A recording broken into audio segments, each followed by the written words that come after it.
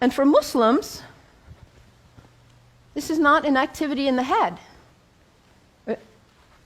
It's an activity of the whole body. Allah Akbar, Allahu Akbar. Bismillah ar-Rahman ar-Rahim. Alhamdulillah, Rabbil Alameen. Ar-Rahman ar-Rahim. Malik Yawmiddin. Iyyak na'budu wa iyyak nasta'in. As-siratal mustaqim. Siratal ladhina an'amta alayhim. Ghayril maghdubi waladdallin. Amin. Allahu Akbar. Allahu Akbar. Allahu Akbar.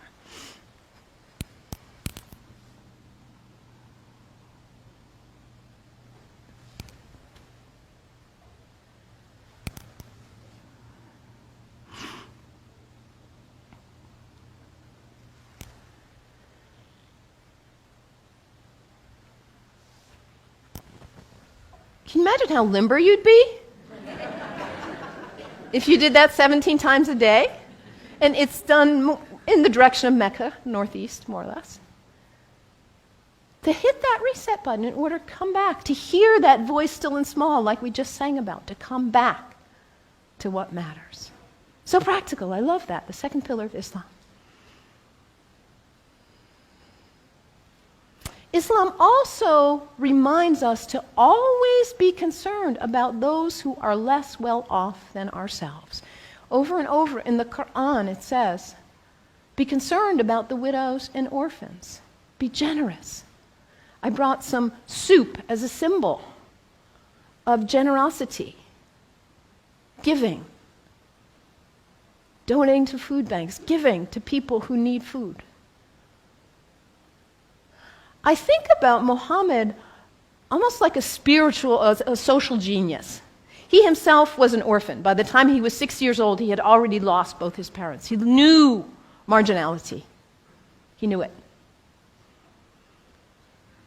And what happens when there is imbalance in a society where there are some who have a lot and some who don't have enough? What happens here?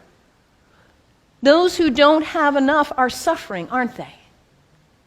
Out of their lack of nutrition, food, healthcare, hygiene, educational opportunities, they suffer. And in their suffering, they may experience illness. Their illness doesn't stay there, does it? It spreads to the rest of the people. And in their need, they may choose to engage in criminal activity just to try to put food on the table.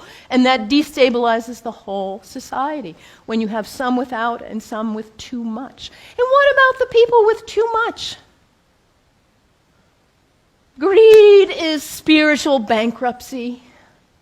We cannot know well-being in our hearts when we are surrounded with too much while others are suffering.